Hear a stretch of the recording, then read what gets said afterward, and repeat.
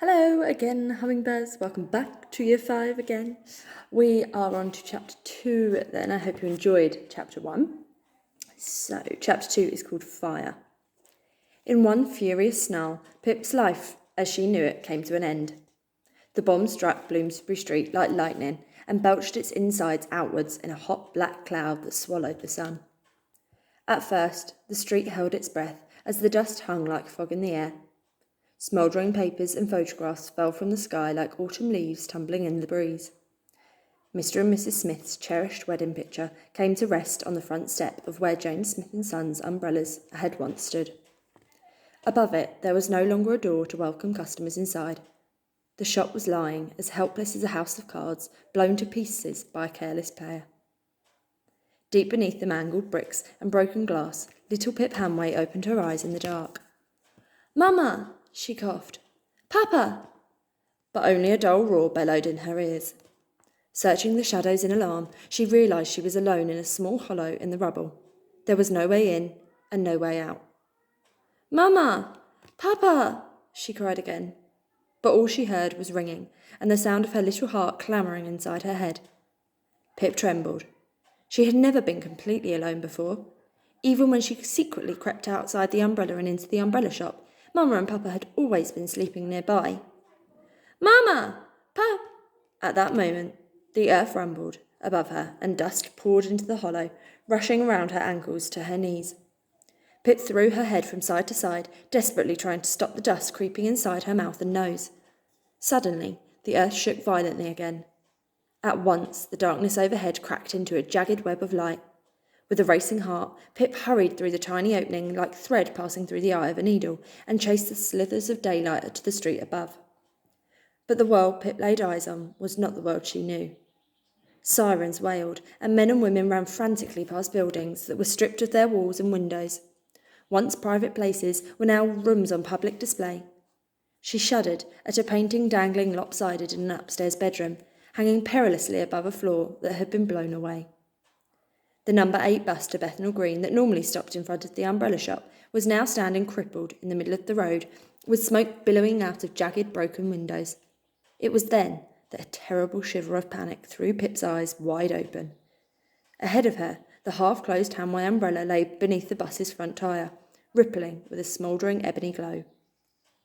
Pip's legs trembled with terror. Clambering over the shattered bricks and glass, 20 times her size, she reached the road and sprinted for the umbrella, zigzagging through the enormous boots and high-heeled shoes that were chaotically crashing across her path. A few moments later brought her to the bus, moaning as it buckled in the heat and spat flame and smoke that curled her whiskers as if she had crawled into an open fire. "Mama! Papa!" she cried, reaching for the umbrella. She yelped in pain as her paws flinched and blistered on its tarpaulin. With beads of sweat racing down her brow, Pip desperately searched for a way inside to find Mama and Papa. But it was hopeless. The umbrella was heavier and hotter than anything she had ever known. "Looks like you're in a spot of bother, aren't you, mate? These new doodle-bugs don't do things by halves." Standing there in the smoke, with a long pink tongue lolling out the side of his mouth, was a small dog with a kind, sandy face, dark eyes, and short black fur like worn-out toothbrush bristles. Wrapped around his body was a grubby white coat with a thick red cross stitched on the side. Instantly, Pip's heart jumped with joy. He was one of the search and rescue dogs Mama and Papa had told her about. They followed their noses and found people buried under rubble after the bombs left. She had seen one trot past the shop window once, walking with a man dressed in a dark blue overalls and a white tin hat. "Help!" Pip cried. "Please help! My Mama and Papa are inside!" The dog snapped the umbrella in his mouth, but it burned his lips and he spat it out with a growl. Panting in the heat, he carefully scampered around the umbrella. Jabbing it quickly and lightly with his coal-black nose, he found its silver tip. Pinching it with his teeth, the terrier shuffled backwards and dragged it away from the bus into a nearby puddle next to the fire engine. It hit the water with a hiss. "Careful, mate," the dog said, watching stunned as Pip swiftly paddled across the water. "Mama!" she cried breathlessly, dragging her sopping wet body out of the puddle. "Papa!" Frantically racing inside the hot umbrella, she hurried to their nest at the highest point of the canopy, the place where they had spent their days curled up together, hiding from the outside world. But the nest was gone. Only a few stray pieces of fluff and old newspaper remained. She called again, coughing in the stifling heat as she scrambled around the umbrella, searching every pocket and furrow inside the canopy. "Where are you?" A sick feeling of fear crept over her. Still, she looked, and her nose twitched with hope as she lifted each ripple of tarpaulin in her paws, desperately wanting to find them tucked inside a fold. But each one felt emptier than the last, and soon a horrible screech of panic rang inside her ears. Mama and Papa were not inside the umbrella. "Where's your mum? Where's your dad?" the dog yapped, poking his nose into the end of the umbrella and sniffing vigorously. "This ain't the place for little uns." But Pip didn't know where they were. Closing her eyes, she wrapped herself up in the dark creases of the umbrella and pressed her nose against the canopy, searching for Mama and Papa's fading smell. In her heart, she knew she had lost them. Let's go on to chapter 3. Let's treat ourselves. Right, chapter 3 is called Search and Rescue. "Now, none of that, love. I can't bear to see a nipper cry," the terrier said, lying on his stomach with his legs splayed out behind him and his chin resting sympathetically just inside the umbrella canopy. Pip crawled into a little ball and wept, longing for Mama and Papa to come back. Human screaming and yelling echoed all around, and she clasped her paws over her ears, trying to think of a way to escape the nightmare unfolding outside. "You count your blessings on a day like today," the doc said. "This bleeding war ain't been as kind to many. Some of us don't even have a roof over our heads these days." A crash sounded nearby, and the dog whipped his head out of the umbrella, with his ears pricked high on his head. A moment later, Pip gasped, feeling him drag the umbrella across the ground with his teeth. "Dickon!" a man cried, following it with a long whistle that went up a note at the end. "Dickon! Come here, boy!" "You stay put, love," the terrier said, giving the umbrella one last push with his nose, hiding it in a gap under a splintered bedroom door lying against the rubble. "It ain't safe for you out here, and I've got a job to do. Don't worry, I won't forget about you. If I find your mum and dad, I promise I'll bring them straight here." A prickly feeling of isolation crept over Pip as the sound of Dickon's claws scratching against the pavement disappeared. Taking her paws away from her ears and lifting her head, the bomb sight sounded less frightening, like it was in a next-door room. But she couldn't stay here. She had to find Mama and Papa and get herself and the umbrella away from this place. Uncurling herself from her ball, she crept out of the canopy. She ran her paws across the carvings scored into the length of the umbrella handle and wrapped her arms around its hook. She tugged with all her might, but it remained rooted to the ground.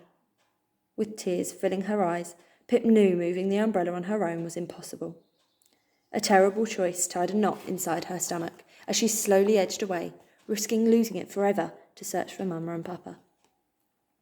The fallen door created a shadowy opening, framing the early evening horror of Bloomsbury Street as though she viewed it through a secret window. Scanning the ground for Mama and Papa, she was mesmerised, watching firemen wrestle with a hose and soak the smouldering bus with a jet of white water. To their left, men and women rushed about the debris, wearing navy blue overalls and dark metal hats with bright W's painted on the front. Some carried sobbing children in their arms, while others helped stunned people coated in dust to clamber over the rubble. Behind them, Pip spied Dickon scampering over slabs of stone and planks of wood, following his nose and wagging his tail.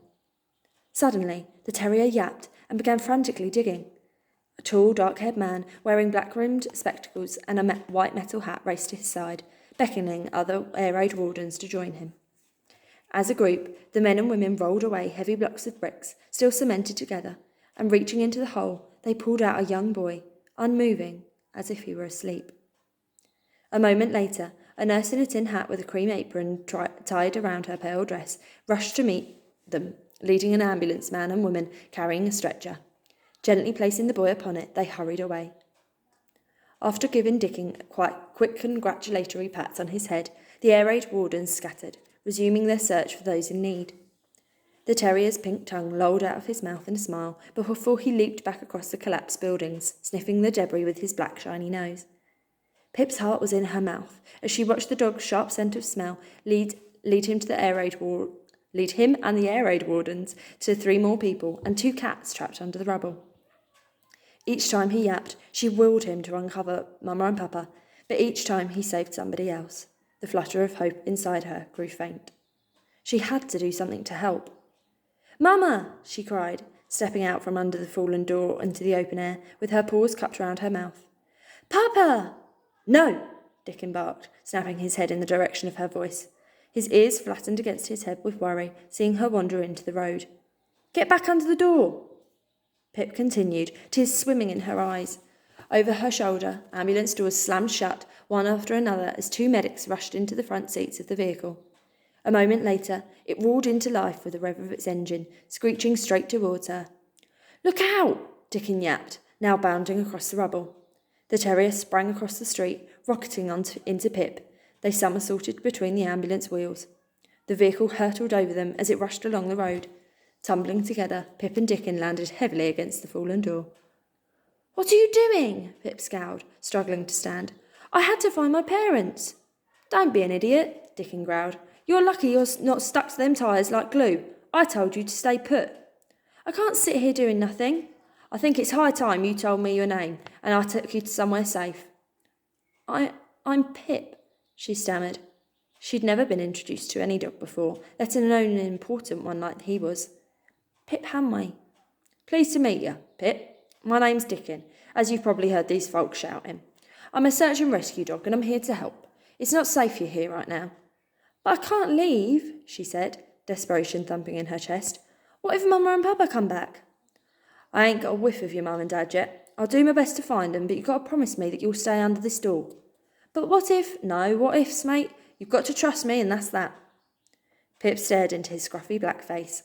He must be a good sort if he was a real search and rescue dog, and he had already done a lot to help her, and everybody else trapped under the rubble too. All right, she nodded reluctantly, but I'm keeping a lookout for Mama and Papa while you're gone. Deal. Now you get back under that door, he said. He wagging his tail and nudging her with his cold, wet nose. I'll see you as soon as I finish my shift. Okay, pause there. We'll save chapter 4 for tomorrow. We'll see if Dickon's going to find Mama and Papa. Have a lovely day, and I will see you then. Bye.